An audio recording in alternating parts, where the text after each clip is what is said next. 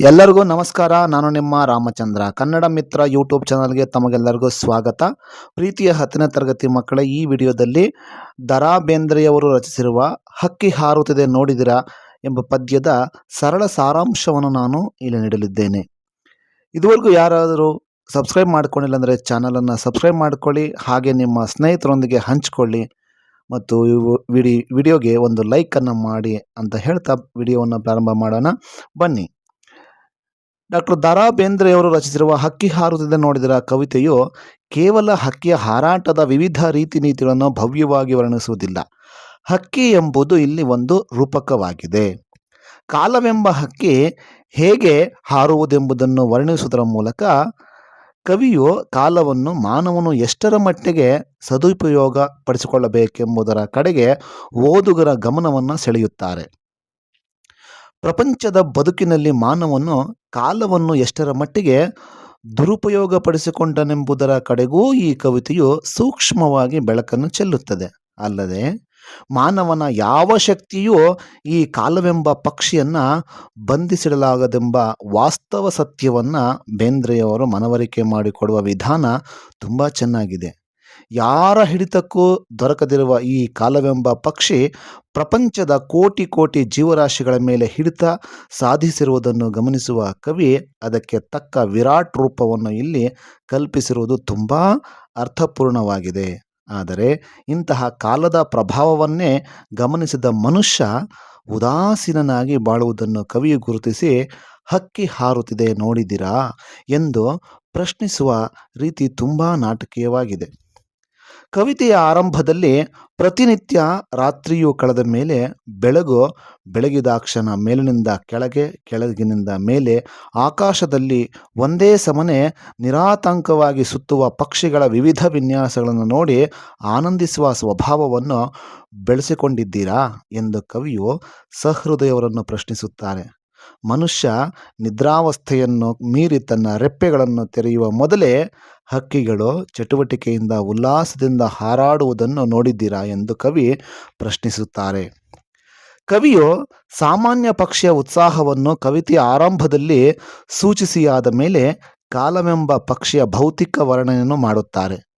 ಈ ವರ್ಣನೆಯಲ್ಲಿ ಕಾಲವು ಹೇಗೆ ಒಬ್ಬೊಬ್ಬರಿಗೆ ಒಂದೊಂದು ಬೇರೆ ಬಗೆಯ ಅನುಭವ ನೀಡುವುದೆಂಬುದನ್ನು ಸೂಚಿಸುತ್ತಾರೆ. ಈ ಕಾಲವೆಂಬ ಹಕ್ಕಿಗೆ ಕಪ್ಪಾದ ಮತ್ತು ಬಿಳಿಯಾದ ಬಾಲ ಉಂಟಂತೆ. ಶುಭ್ರ ಬಿಳಿಯು ಮತ್ತು ವಿವಿಧ ಬಣ್ಣಗಳಿಂದ ಹೊಳೆಯುವಂತಹದ್ದು ಆದ ರೆಕ್ಕೆಗಳುಂಟೆಂದು ಕವಿ ವರ್ಣಿಸುತ್ತಾರೆ. ಕಾಲದ ಒತ್ತಡಕ್ಕೆ ಸಿಗುವ ಮನುಷ್ಯರಲ್ಲಿ ಕೆಲವರಿಗೆ ದುಃಖ, ಕೆಲವರಿಗೆ ಸುಖ, ಮತ್ತೆ ಕೆಲವರಿಗೆ ಸುಖ ದುಃಖಗಳೆರಡೂ ಉಂಟೆಂಬುದನ್ನು ಈ ಪಕ್ಷಿಯ ಬಣ್ಣ ವೈವಿಧ್ಯದ ವರ್ಣನೆಯನ್ನು ಕವಿ ಸೂಚಿಸಿದ್ದಾರೆ. ಕಾಲವೆಂಬ ಪಕ್ಷಿಯ ಆಕಾರವನ್ನು ವಿವರಿಸುವಾಗ ಕವಿಯು ಅದರದು ತಕ್ಕ ವಿರಾಟ್ ಗಾತ್ರವೆಂದು ವರ್ಣಿಸುತ್ತಾರೆ. ಈ ಕಾಲವೆಂಬ ಪಕ್ಷಿಯ ಬಣ್ಣವು ಮೇಘಮಂಡಲದಂತೆ ಅತ್ಯಂತ ಕಪ್ಪಾಗಿರುವುದೆಂದು, ಆಕಾಶಕ್ಕೆ ರೆಕ್ಕೆ ಮೂಡಿತೋ ಎಂಬಂತೆ ಅತ್ಯಂತ ವಿಸ್ತಾರವಾದ ದಿಕ್ಕುಗಳ ತುದಿಯನ್ನೇ ಮುಟ್ಟುವಂತಹ ರೆಕ್ಕೆಗಳನ್ನು ಈ ಕಾಲವೆಂಬ ಪಕ್ಷಿ ಪಡೆದಿರುವುದೆಂದು, ನಕ್ಷತ್ರಗಳನ್ನು ರೆಕ್ಕೆಗಳ ಮೇಲೆ ಸಿಕ್ಕಿಸಿಕೊಂಡಿರುವ ಈ ಪಕ್ಷಿ ಆಕರ್ಷಕವಾಗಿರುವುದೆಂದು, ಈ ಕಾಲವೆಂಬ ಪಕ್ಷಿಗೆ ಸೂರ್ಯಚಂದ್ರರೇ ಕಣ್ಣುಗಳೆಂದು ಕವಿ ವರ್ಣಿಸಿದ್ದಾರೆ. ಎಲ್ಲಿಯವರೆಗೆ ಸೂರ್ಯಚಂದ್ರರಿರುವರೋ ಅಲ್ಲಿಯವರೆಗೆ ಈ ಪ್ರಪಂಚದಲ್ಲಿ ಜೀವರಾಶಿ ಉಳಿಯುವುದರಿಂದ ಕವಿಯು ಈ ಕಾಲಪಕ್ಷಿಗೆ ಸೂರ್ಯಚಂದ್ರರೇ ಕಣ್ಣುಗಳೆಂದು ಹೇಳಿರುವುದು ತುಂಬ ಔಚಿತ್ಯಪೂರ್ಣವಾಗಿದೆ. ಈ ಕಾಲವೆಂಬ ಪಕ್ಷಿಯು ರಾಜ್ಯ ಸಾಮ್ರಾಜ್ಯಗಳೆಂಬ ತೆನೆಗಳನ್ನು ತಿಂದು ಹಾಕುವ ಪಕ್ಷಿಯಂತೆ ಮಂಡಲಾಧಿಪತಿಗಳನ್ನು ಮುಕ್ಕಿ ಹಾಕುವ ಪಕ್ಷಿ ಇದು.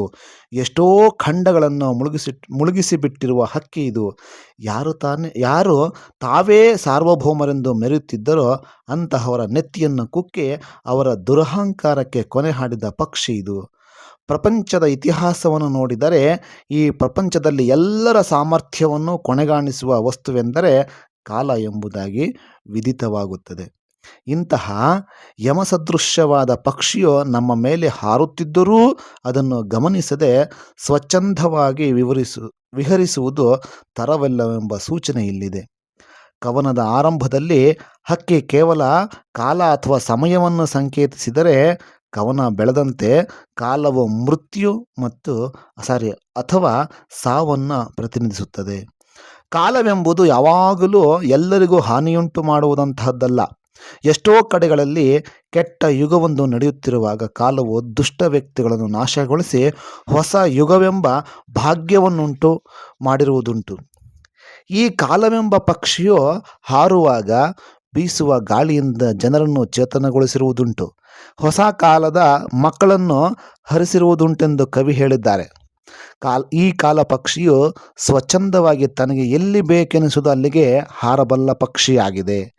ಈ ಲೋಕದ ಸಂಪದ್ಭರಿತವಾದ ಹಳ್ಳಿಗಳ ಮೇಲೆ ಹಾರುವ ಈ ಪಕ್ಷಿಯು ಚಂದ್ರಲೋಕವನ್ನೂ ಮೀರಿ ಹಾರುವ ಸಾಮರ್ಥ್ಯವನ್ನು ಪಡೆದಿದೆ.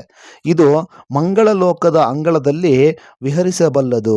ದಿಕ್ಕುಗಳ ಕೊನೆಯನ್ನು ಮುಟ್ಟುತ್ತಾ ತನ್ನ ಕೊಕ್ಕಿನಿಂದ ಬ್ರಹ್ಮಾಂಡವನ್ನೇ ಒಡೆಯಬಲ್ಲ ಶಕ್ತಿಯನ್ನು ಹೊಂದಿದೆ. ಈ ಕಾಲವೆಂಬ ಹಕ್ಕಿಯು ಹಾರುವ ರೀತಿಯನ್ನು ಗಮನಿಸಿ ಮಾನವನು ತನ್ನ ಬದುಕಿನ ಕ್ಷಣಗಳನ್ನು ಅತ್ಯಂತ ಪ್ರಯೋಜನಾತ್ಮಕವಾಗಿ ಕಳೆಯಬೇಕೆಂಬ ಸೂಚನೆ ಇಲ್ಲಿದೆ. ಪ್ರಕೃತಿಯ ಸಾಮಾನ್ಯವಾದ ಒಂದು ಜೀವವೆನಿಸಿರುವ ಹಕ್ಕಿಯ ವಿಹಾರವನ್ನು ಗಮನಿಸಿ ಕವಿಯು ಅದನ್ನು ಕಾಲಕ್ಕೆ ಹೋಲಿಸುವುದರ ಮೂಲಕ ಕಾಲದ ಪ್ರಭುತ್ವವನ್ನು ತುಂಬ ಚೆನ್ನಾಗಿ ತಿಳಿಸಿದ್ದಾರೆ. ಸಾರ್ವಭೌಮರ ತಲೆಯನ್ನು ಕುಕ್ಕುವ ಸಾಮರ್ಥ್ಯ ಈ ಕಾಲಪಕ್ಷಿಗಿದೆ ಎಂದು ಹೇಳುವುದರ ಮೂಲಕ ಈ ಪ್ರಪಂಚಕ್ಕೆ ಕಾಲವೇ ನಿಜವಾದ ಸಾರ್ವಭೌಮವೆಂಬುದನ್ನು ಮನವರಿಕೆ ಮಾಡಿಕೊಟ್ಟಿದ್ದಾರೆ.